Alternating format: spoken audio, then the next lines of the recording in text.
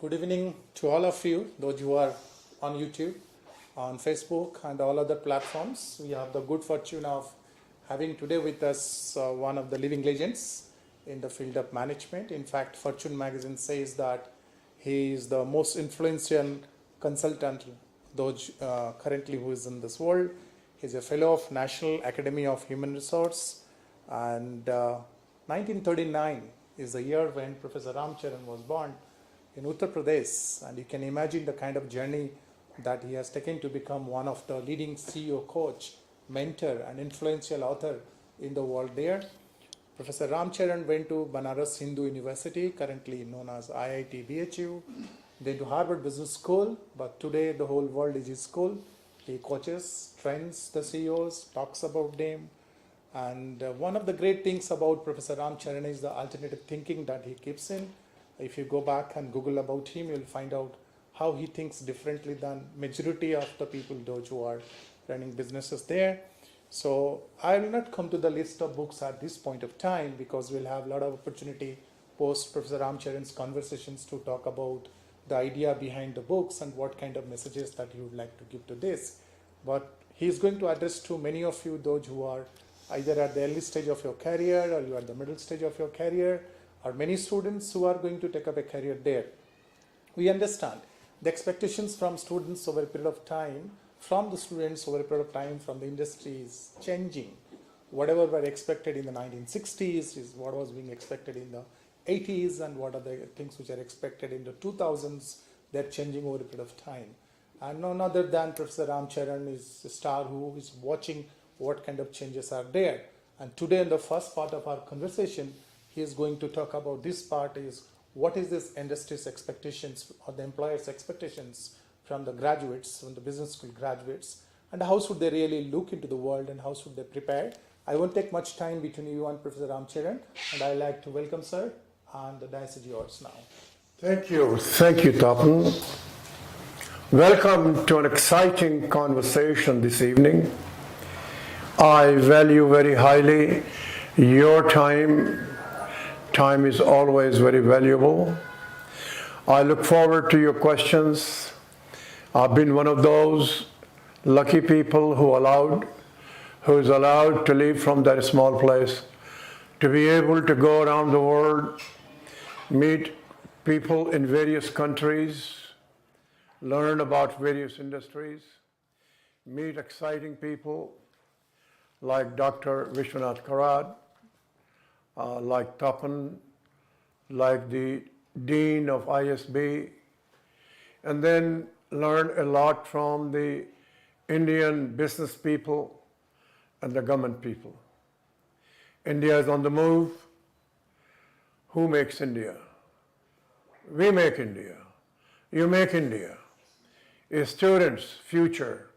They build the future. Faculty trains people, educates people, build the attitude of the students, character, values. The CEOs, the alumni who have moved out of the college, they set the examples. We're now on the move. We're going to continue on the move and continue to build the country and influence the world events as we go forward. So I want to mention to you one of my experiences. I was teaching at the Harvard Business School, and after a few years, it occurred to me that I like to meet the students who left after graduation into the real world. And some of them, a few of them only, very early in their career, by the age of 42, 43, became CEOs of very large companies. So I called a few. One of them immediately replied. He said, "Professor, love to have you come to the house. Stay with us, and we will have a good conversation. I share with you how I got there." I had done my homework to make sure that he got to this high position of CEO, and not because he married somebody's daughter or any favoritism. So I got a red carpet treatment. He sent his plane to me. I went to his home. We had dinner together. At about 9 o'clock, his wife left us to go to bed. He and I began to talk. By this time, we have consumed 2 bottles of wine. Things are opened up. I said, Joe, how did you get there? He said, Professor, in the school, I wasn't very good. So I said, I have a confession to make. I gave you a lousy grade. He said, I know. He said, but that was a wake-up call. Think about the phrase. That was a wake-up call. He said, I left, got the job. I felt very insecure. But suddenly, somewhere, somebody hit me and said, what you learned in this school was fine. But succeeding in life is different. So I got very curious. I said, Joe, tell me about it. He said, Professor, he never used me by my name.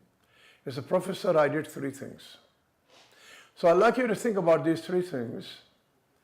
And these 3 things are very true for most of the CEOs I've worked for across the globe, not just America, Canada, Australia, Brazil, Japan, China, UK, Germany, France, Italy. He said, Professor, one of the things I did, I always recruited people who were better than I am. I said, well, Joe, everybody talks like that. He said, no, first 2 years I didn't do that. But then I said, I'm going to take the risk, I'm going to do that. I said, then what made you secure? He said, I realized that when you hire people better than yourself, your capability increases. Their capability increases. And if somebody is better than myself and he should deserve my job, I should do that. He will do the same thing. She will do the same thing. And then I realized that people who hire better people than themselves are not in abundance. Because they perform better. So I got secure. And he said, this habit took me very fast into the world of corporate leadership. So I want you to reflect about that. That you may learn a lot about techniques, tools, knowledge, memorize, go through the exams. The life and success in life is people. People first. Knowledge will become obsolete. You must have knowledge, must be up to date, must lead in the knowledge, must lead in innovation and research. You alone cannot do it. This lesson is universal. It's a universal truth. It's a principle.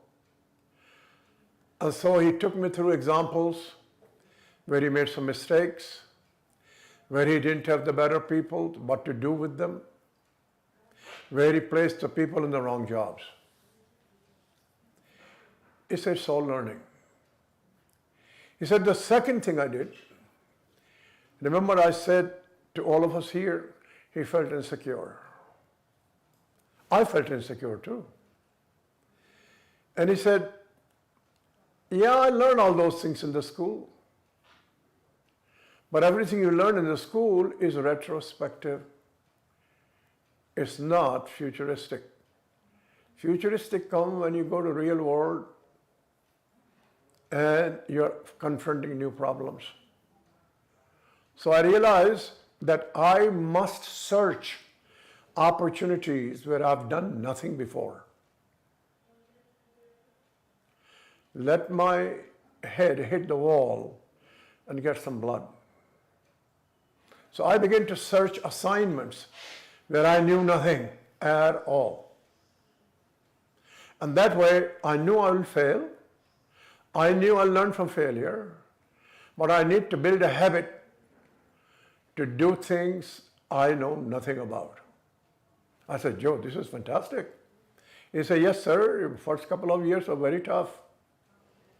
But I got the confidence that when I see something new, something I've not done, I know I'll find a way to get it done. That is called determination. That is called dealing with uncertainty. You look and you combine that to hire people better than you are. And then you have the hosla, the courage, and the josh, the enthusiasm, that I will find a way to do something new that I don't see existing today. I believe our Prime Minister, Mr. Modi, is that way. Where he came from, what he's tackling. You know and I know in the last 4 months he had to tackle issues that none of us expected. He's tackling now, his cabinet people working very well and working together to deal with this harsh climate that's coming together. The increase in energy prices, the food, the strengthening of dollar. Everybody is forecasting recession coming. Inflation is here. These things were not thought in December last year. Taking measures that the rupee doesn't decline too far out, preparing it, coming out of the COVID situation. I can't find anybody who could have forecast COVID. That is character. It's all in what we are above the neck. It's not below the neck. Above the neck is the brain, personality, determination. So he said the first one, you hire better people than you are, work with them, deploy in the right jobs. Second, search assignments, ideas, problems you've never solved. And you deliver the solutions. You make mistakes, you learn from them. I said, this is brilliant. We don't teach that in this school. He said, that's right, you didn't. Nobody taught it. We learned accounting, we learned finance, we learned cash forecast, we learned strategy. We had a human behavior course, how to work with people. But these are real truths. I said, Joe, what was the third one? He said, the third one was accidental. He said, I got a few years in, and then I realized my capacity is increasing because I have better people. I have time to take better assignments. I have time to do new things. So what do? He said, well, now I got in a very big position, and I become member of a club. I see a lot of people around. So every January, I'll go to the club, take my yellow pad, take a day off, sit down there, and I ask the question, what are the most critical decisions I make now? I will take one of them and stop making by July 1. And I will have somebody take that decision and run with it and make it better. I said, Joe, why 6 months? He said, well, if it is the most important decision, I have to find somebody who's capable, which I know who it is. I've got to train them, I've got to test them. And I want to find out, could this person make it better? I said, that's a great idea. He says, so professor, every year I will unload 2 most critical decisions I make, somebody else should make, and this way I increase my capacity. Now by this time we have had the 3rd bottle of wine. I'm getting a little groggy, I don't drink much at all. I said, professor, you don't get it. This is the first time he's confronting me. I said, Joe, that is true. He said, I manufacture time. I'd like all of you to reflect that. Time, 24 hours for all of us. How you manufacture time. is you create time for yourself. It's a universal truth. None of us has more than 24 hours. So now you put these three things together. I hire people better than I am. You can do that. Feel secure. I deploy them in the right way. Think about that. I manufacture time.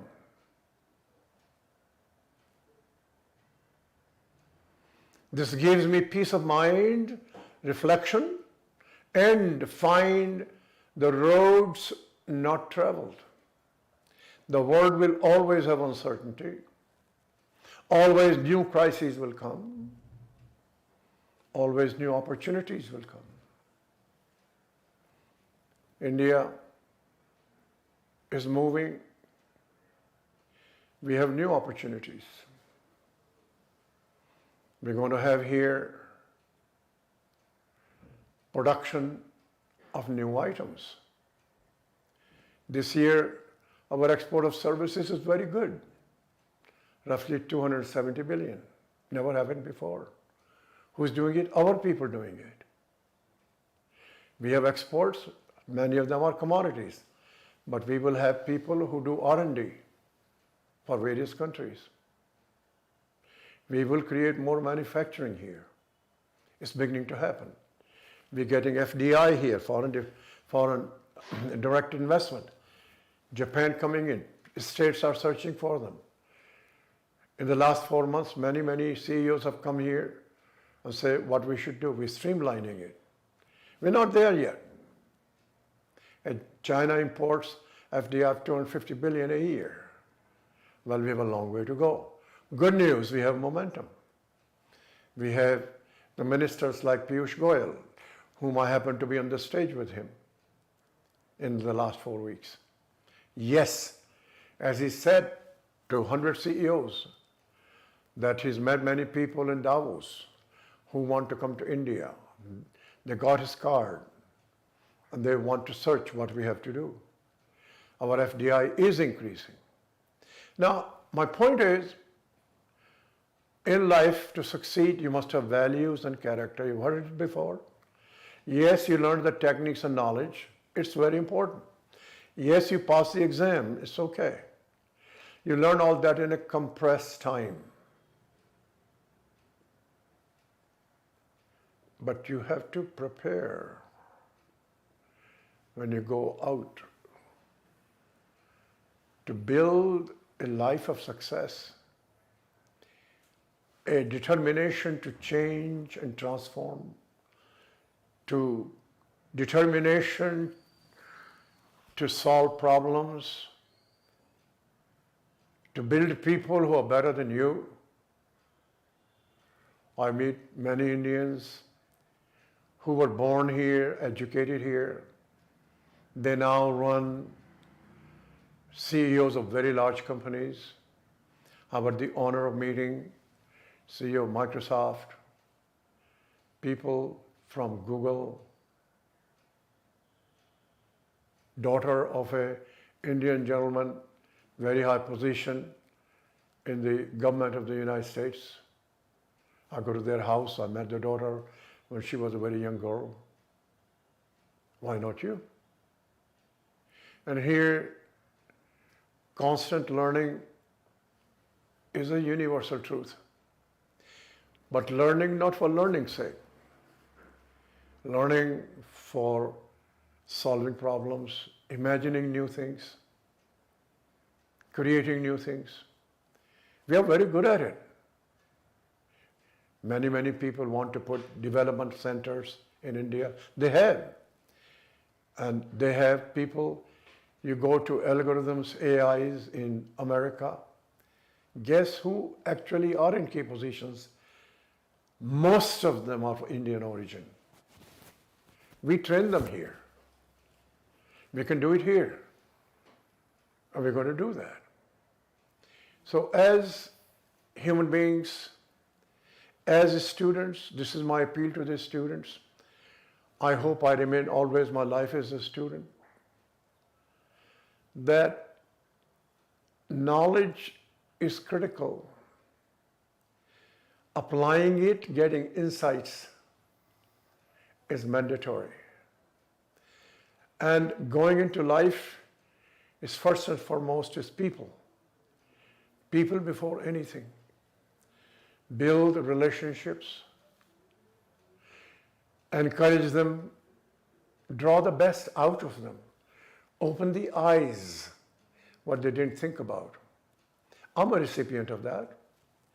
I left India at the age of 19 and a half in 1959 after graduation from BHU. Lousy English, terrible, very difficult thing to find job in Australia. I did get. I fell in the hands of very good people. It was White Australia policy. They never had an Indian in their whole company of 4,000 people.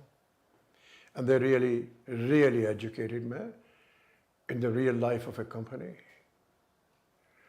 And you learn from these people, be grateful to them, be humble. Remember, there is a less value of being the brightest person and smug and egotistic. There's more value to be people-oriented, knowing the people, helping the people. And to do something, you don't have to be the off-the-chart brightest, but be the brightest working with people. I want to open it up for some questions. Yes, sir. Yes. I am not pontificating, I'm reporting to you because of the 50 years of this work and more. I began to work with the CEOs at the age of 25, directly. Began to observe, begin to see, learning. I've just enunciated what I've seen as universal truths.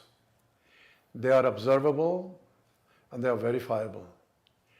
There are theories, you read them. I could pontificate those. They are tools, techniques. But this will go with you all your life. Teach your kids, get them into that frame. Those are the things that can help you. Obviously, I don't know everything. I gave you a few items that I know, that I've seen, that I've practiced. And I hope that will be something you will make it better than I have. Thank you, sir. Thank you. Before I take up a deeper, would you like to have some water? No. Before I take up a deeper conversation, I would like to ask you a question about this boy from Hapur who went to US to do his studies. How that journey happened. Okay. And what are the lessons that we would like to know from you? So I come from a family, low income. It's a joint family, father and uncle together, living in one house for the 2 floors, one for my father's side and one from my uncle's side. So we always counted 13 children, 7 and 6, 7 from my side, 6 from my uncle's side. We were 13. We were not 7, 6. And here we had a shoe shop, and I'm now reflecting the life. I cannot explain, but I finish school and go to shoe shop. During the lull, I will do my homework. One thing I was doing without knowing that helps me to this day. I come to the shoe shop and we have 5, 6 lectures in a day. They're usually 50 minutes. And write each lecture in 1 page in the shop. And they have kept in the school those samples. But I didn't know why I was doing it. So if you write in 1 page and you keep them, you don't have to prepare for the exams. I never had to. And I had fantastic grades. And so my professors will come, instructors will come and tell my father that this kid has to go to a university. First one to go out. I had a very big lip cut, cliff lip, and so somehow the courage was developed, and I went to Lucknow with some big shots. My father knew when this person was very, very small in income, and they helped me get the grade sheet ahead of time from Allahabad. I went and submitted the grade sheet in BHU, and by the time I came back, I was admitted. That was a big, big thing for everybody to know, that you got into the best engineering school. After finishing 4 years, the principal, M. Sen Gupta, called me up and he said, if your people can afford one-way trip, we like you to go to Australia. It's a comprehensive scheme. They'll find you a job. And so I went to Australia, and for about 20 days, couldn't find a job, but did find. Went into the right company, right people. And I was engineering assistant. And then they put me into management research, where I learned all these things. I learned operations research at the age of 20, 21. And one day when I was there, a tall fellow came in. He said, come to my office. I knew who he was. I said, well, let me take permission from my boss. He said, no, you don't need it. But now he tells you who he was. To meet his office, there was a certificate. I said, Dr. Becker, what is this? He said, well, this is where I went to Harvard Business School. I said, what is the Harvard Business School? So he said, that's why I called you in. I want you to go there. So I've saved enough, my own. I've saved $7,000 for my work. And I went to Harvard Business School at the age of 24 and a half. I did my doctoral and master's in 4 years. The dean of the business school called me up and said, we want you to come and teach here. And that's how that journey came. So it is teaching at the Harvard Business School as the beginning of the journey of a professor. Yeah. Professor there. So I have also many professors who are listening to you. Mm-hmm. So in the early years of your professional career, when you started teaching there, there are certain things that you have done. And there are certain things which you deliberately decided not to do to grow in life. So what is that you would like to speak to the young professors here? What you practiced at that time? Yeah. What I like you is be honest with yourself. What is it you want to do? And also, what is it you don't want to do? Mine was teaching. Within 4 weeks of my teaching, I became one of the most popular teachers at the Harvard Business School. Within 4 weeks. I kept calling from the dean's office and said, people want to come attend my classes. And that's what I wanted to do. I was told a gifted case teacher. And so that's what I did. But I was not going to do regression-oriented research. Now, what we don't know, in my second year, there was a course called Advanced Statistics, in which the mixed class of PhDs and MBAs, PhD class, half the class failed. My paper was perfect and they gave me a distinction plus. So the faculty people said, you can do this research. I said, well, I don't want to do it. He said, why? I said, regression analysis does not tell you cause. Let them do it. I don't want to do that. That was the case. Yeah. That's what meant it. It's a good teacher and a great teacher. Like a good company and a great company. A good teacher and a great teacher. How do you really distinguish between them? The question is the same. Is this student not only discovering how to be a good learner or applying it, but you also helping their aspirations and attitude? A student can learn knowledge through reading. Classroom is developing more. Attitude, debate, opening the mind with new questions. I'll give you an example. I was a student, and one of the very senior deans one day to teach a class because the other instructor, for some reason, couldn't make it. And everybody can imagine the theater type classroom. And as usual at Harvard Business School, this professor called somebody, because you make a cold call, he said, "Mr. Locke, please start the class." It's normal, everybody expects.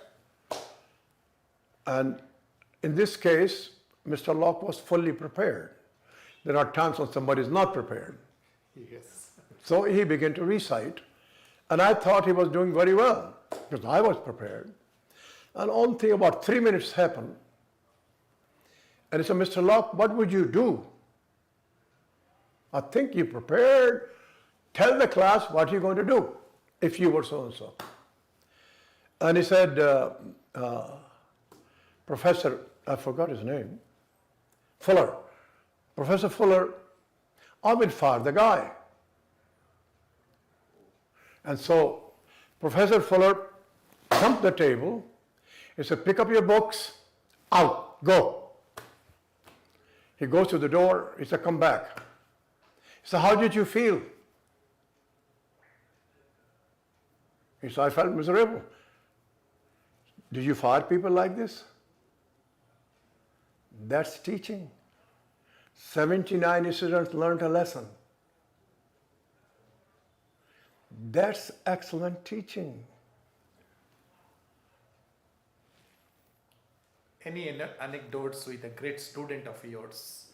Interaction you had in the Yeah, class? the greatest students are those who are asking great questions. Having you seen the side you have not seen? They're very curious. They are the ones who explore new ways. And that brings the best out of you. Like tonight, I love to hear questions that bring things out of me and say, "Yeah, let me make a note of this. I'm going to research that. I'm going to learn that. I'm going to call somebody and find out." It's not, I just heard somebody, it's stored in my brain and I'm good. That's not it. That's the greatest student. So you think teaching through the cases is a better method to explore the mind of the students or the participants in a training session so that unknown territories can be touched upon and talked about? Yeah, Tapan Bhai, there is no such thing as the best method. If I want to teach a technique, I want to teach an algorithm, operations research, that is a different way of teaching it. If I want to teach somebody to be the best observer of consumers, it's not the case method. You're going to go with me. We're going to see it. I do that for CEOs. I take CEOs with me to observe the consumer. And then I show them what you saw is not good enough. They say, "We've never been trained." I said, "Well, it is trainable." So here it is, right here. You go to the hotels and you observe in each hotel. I travel 355 nights a year, pre-COVID. So I know how the hotels are. And I say, here it is. You have a shower, or there is a windowsill. That sill is flat. The water goes out to the whole floor. So who the hell designed that? So for different things, different ways. Now, case method is best for the following. Where the problem is very complex in business. It has multiple implications, multiple risks. So how do you crystallize in your brain, first, what is the real issue? Don't worry about solution. If you don't know the real issue, real question, the thing will go wrong. That's a great training, from the jumble to crystallize it. And from the same jumble, you have 80 people in the class. Not all the 8 will come to the same conclusion. True. And then you make them see what are the options, which way, why. And in doing that, what's the practicality of execution? And then you start honing in, there is no action that has no risk. Then you start judging the person's guts. Can you take the risk to make that decision? That's a finely honed skill in teaching. It's not a showmanship. And you can see people growing. So I trained the Ahmedabad faculty, IIM, first faculty. 66 sessions, I was assigned to do that. That's what I taught. But they were academics, just like any. Good people, great. So they do research, they publish, but they never had this experience. True, true. That's why they like that. They say, we never had this. One thing that comes to my mind when I look at your writings, most of the people, those who train the leaders at the leadership level, they mostly look at a microscopic view of the problem, build a strategy. But your thoughts are largely to look at the customer. Many of your writings, you are saying that first look at the customer part. It's quite a shift from the way people train leaders and think about leaders. So what makes you to propose that first look at the customer? Yeah, I think why does a company exist? That's the reason. We had an exercise today together. Yes. Design a curriculum. Where do we start? Who is the customer? What's his need? Is it being satisfied? So what will we do differently? Not satisfied? That's great news. And what's the product? How do we show them? Go to the fundamentals. But you got to be intellectually honest, observe it, experiment it, have the courage to fail, learn from it. And that's a universal formula. It's not something new. It's 10,000 years old. Every kirana merchant, every shopkeeper knows. They know their customer's name, they know what they want, they became relationship with them. Why not in the big businesses? In the shoe shop, I used to take 4 pairs of shoes on the bicycle, go to the houses of the people, fit them to the ladies, come back.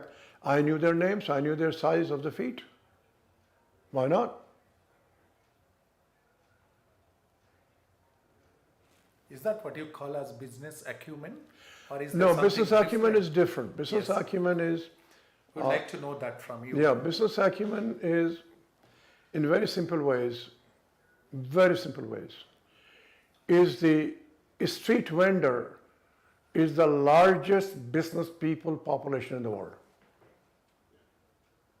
Second is the small shops. Difference is the scale, complexity, and technology. The street vendor, and those who are interested, you may download my book, What the CEO Wants You to Know. A street vendor is a CEO one-man business. No training, no videotapes, no cassettes. He goes in the morning, he buys merchandise, he decides what mix of pears and apples and bananas. He knows the cost in his head. He figures out a beat to go to a mohalla. He builds trust with the kids. Kids, he gives a bit more generosity, better, so the parents trust them. His brand is the trust of the kids in the mohalla. 3 o'clock, he's not selling everything. He hawks more and cuts the prices. At the end of the day, he needs cash. We have a Tata Motors, a Mahindra and Mahindra, all these automotive companies. They decide what product, what material to buy, how to build a factory. It has a cost. It's complicated. Many people have to work together. They decide the price. Then they forecast how many they will sell. It is going to go to the dealers. You build the inventory. So in the American scene, they take a whole hotel floor to make a decision how much to cut the price. Would you believe that? They take the whole damn floor and a Ritz-Carlton. We're going to decide how much price to cut. A street vendor has to do it that day. Why can't they figure that out in 5 hours? Same business acumen. So that's the existing side. But a better one is like Mr. Adani, Mr. Birla, and others, Dhirubhai Ambani. They didn't have master's degrees. Mr. Birla did, but not Mr. Adani, not Dhirubhai Ambani. Many of these, they see an opportunity. They figure it out how to make it and how to create value to the customer. And then how do we make money? That's business acumen. Right, sir. Don't complicate it. We teach a strategy, so I see that. We must be a strategy. But they fail, I'll give you an example in a minute, because they didn't have the business acumen. So this is about 20 years ago, 25 years ago. I got a call from the president of AT&T. The CEO, this is the president. Wonderful man, known him a long time. He said, would you have a dinner with me in some motel there by the offices, very elegant offices. And he had a McKinsey guy, showed me a report. He said, we'd like you to look at it and give us your feedback. And so I flipped through it. We had a good dinner. I said, I've got to digest it. He said, you're fine. So in the morning, I sat down in the morning and I said, Alex, this is not going to work. I said, the board is going to reject it. And I spent $5 million on that. It's a big deal. Big project. AT&T in those was number one. And he looks at me. I said, Alex, I'm giving you a viewpoint what the board will do. I'm not saying this is good or bad. He said, why? I said, it shows no return. Think about that. There is no way in hell is going to earn the return cost of capital. So I said, there are 3 directors I know personally in your board. That's the question they're going to ask. 3 months later, they had a board meeting in North Carolina. They rejected it. He got fired. Hey, it's a big deal. What happened? By the way, his background was finance. Great strategy. See, this idea of finance brings to my mind one of your statement where you say earning per share is not important. Cash per share. Cash per is share. important. What exactly is that? If Yeah. you'd like to. Every single street vendor managed by cash. Every kirana merchant, corner store, they never heard earnings per share. They all manage for cash. Why not the large companies? So Jeff Bezos began Amazon. From day one he measured cash per share. Because cash, unless there is a fraud, you cannot manipulate. It's real. And he has the cash in the bank. You can count on it unless there is a fraud. So when I look at a company, new company, first thing I look at the cash. I say, show me all the cash. Show me the balance sheet. Most people who have been trained, they look at P&L, they don't look at balance sheet. We can do that. And I want the people who are doing MBAs, please learn how to dissect a balance sheet. Balance sheets of large companies have become very complex. You've got to simplify that. Sir, in your writings, you talked about looking at the customer through personalization. Huge amount of database, you can interact, get into touch with your customers there. You also talked about algorithm-based ideas of digital giants. So the new business which is evolving is more driven by algorithm-based companies. The digital giants like Google and Amazon, they do that part. Can you just brief a bit about what exactly you mean? The first part is that to have a good business acumen, no matter how big you are, you must personally observe consumers and create a hypothesis. Then you can test on a larger scale. Intuition is not yet replaced. It won't. Second, you have now data with you, you have algorithms. They can create hypotheses for you. They do. They can forecast. You still must go and observe what you're getting from algorithms. Does it show any realism anywhere? You got to go personally do this. I want to remind every CEO, you're a people person first. You are a business person second.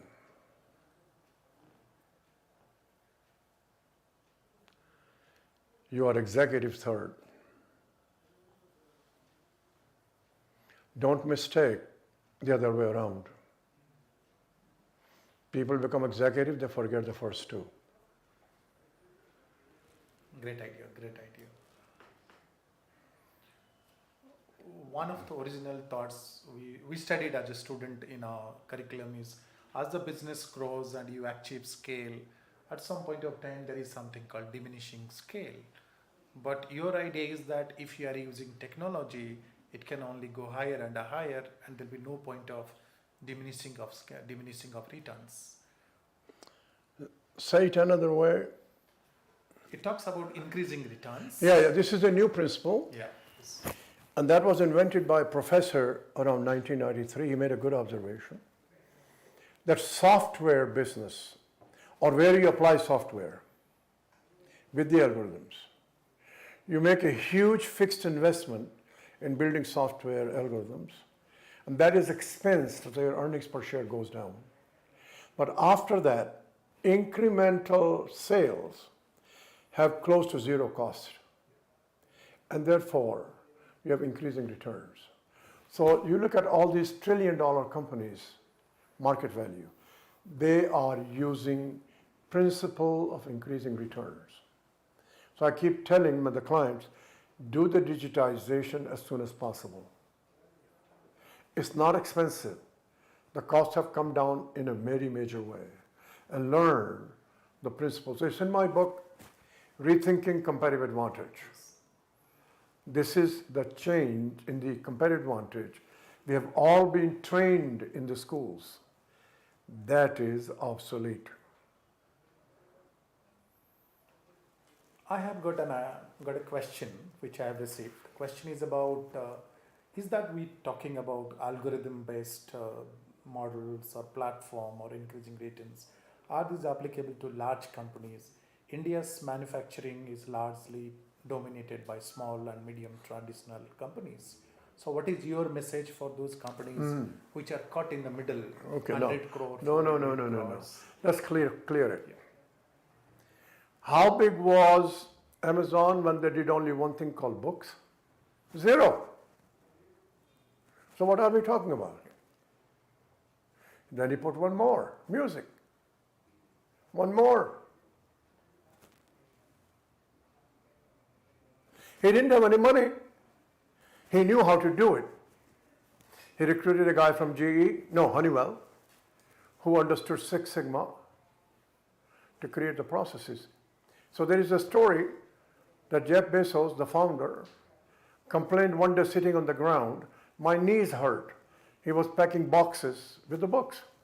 So Jeff Wilke, who came from Honeywell, looked at him and said, Jeff, take a table, put the box on the table, then pack them.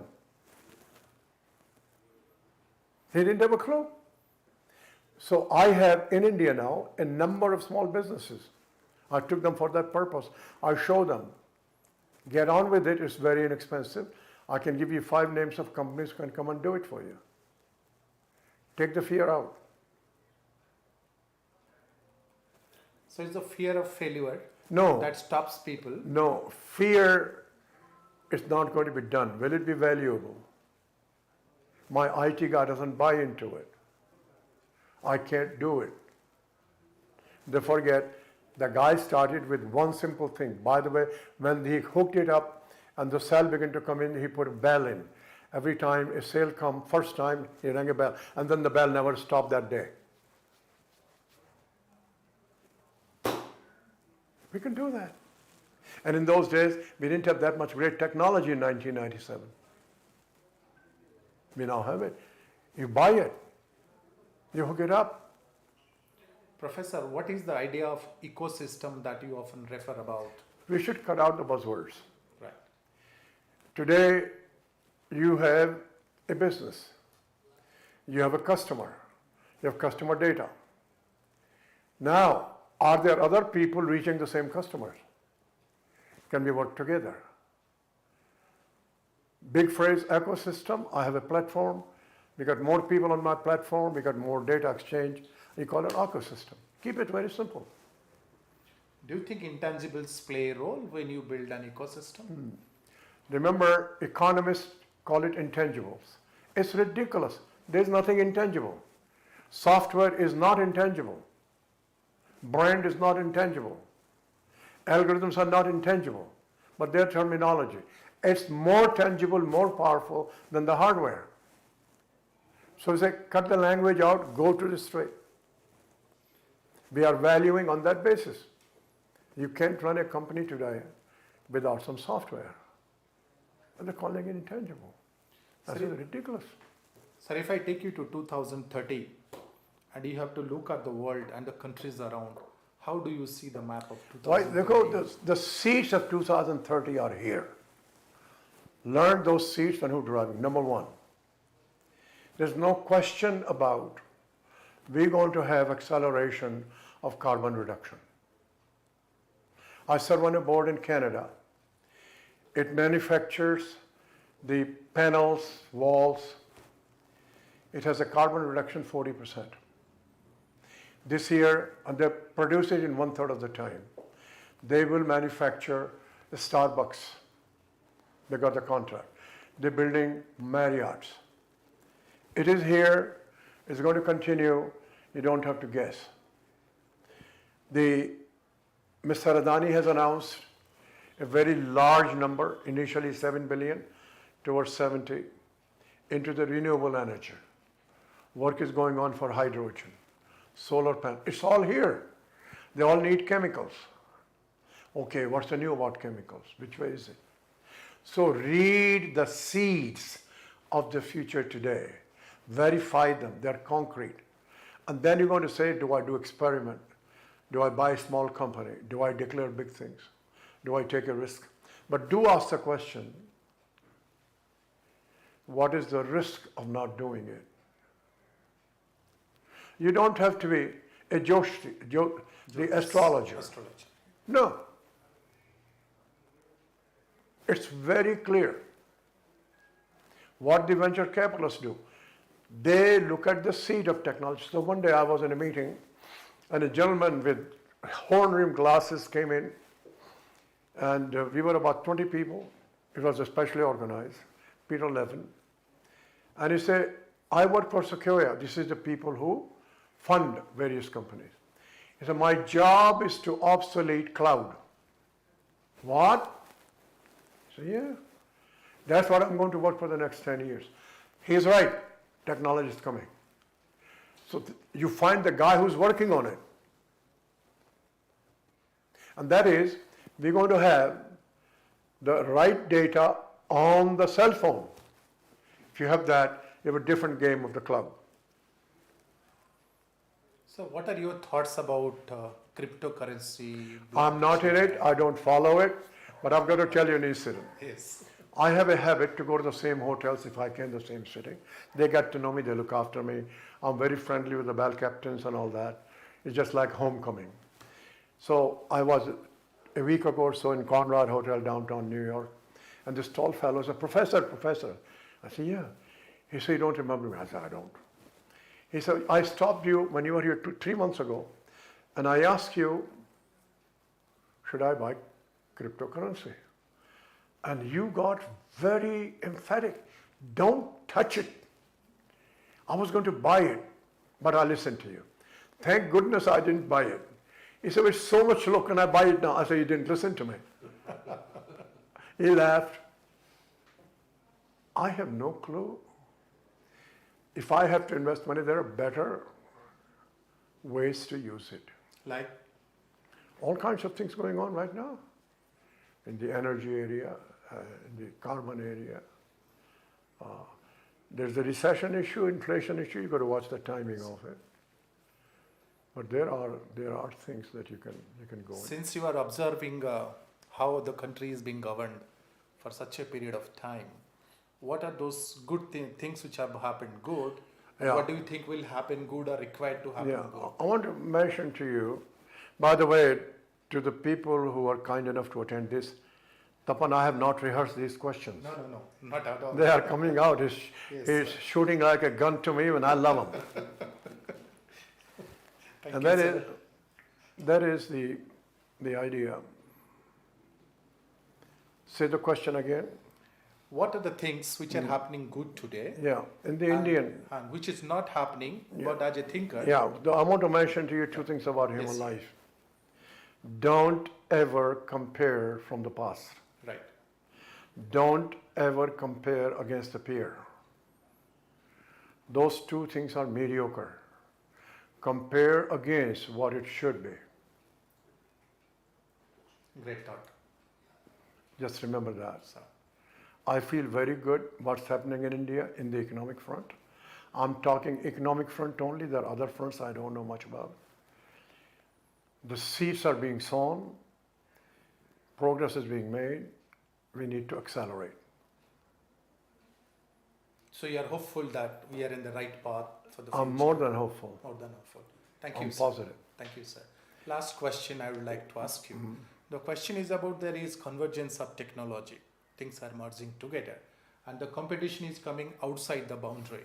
So what is that message you would like to give to the CEOs who are listening to us where they are likely to get the competition outside the industry? Yeah, first is that technology itself does not move. People move the technology. Search those people. Focus on the people. They are there and they will talk to you.